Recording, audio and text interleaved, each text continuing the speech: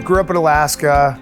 I started doing labor-intensive work, both in heavy construction on roads and also interior construction, helping out with buildings. My father and my stepmom, they had a tour company, and that really led me into how do you market a business. I went to school at the University of Louisville for business, specializing in management and marketing. While I was in school, I got recruited in the third year of being at a school to be in a fraternity, which is sort of late in the game to go into a fraternity. I did recognize though, as they have a treasurer, a president, they have a fund, they do charity, and they are a business. They are a non-for-profit business. And so it was a really good opportunity for me to hold all of these chairs in some capacity.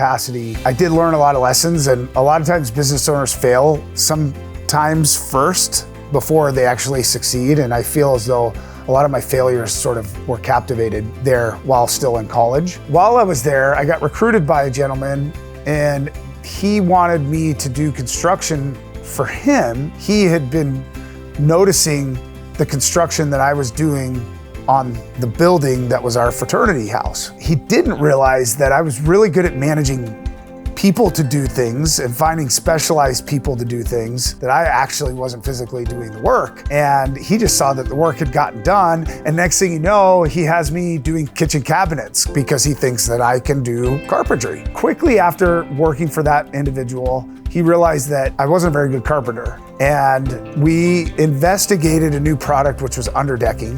And that product took us to installing in the Kentucky, Ohio, Indiana market, sort of that tri-state area. And I was blown away by this product. I thought it was the best product ever. Nobody knew about it. I did all this market research and thought that this product should be in every single person's home that had a second level deck. And I still feel that way. I did that for a couple years in the state of Kentucky and realized that that wasn't necessarily working well for me. And so I moved out to the state of Washington, where it rains a lot. Underdecking felt like a good fit. The dealership had already been taken over by an outfit that was in Colorado. So they hired me as the regional manager. And in 2007, we started advertising at the Seattle Home Show, and we launched underdecking here in the state of Washington. 2007, 2008, 2009 were not great for home building. And by 2009, they were ready to pull the cord on the state of Washington.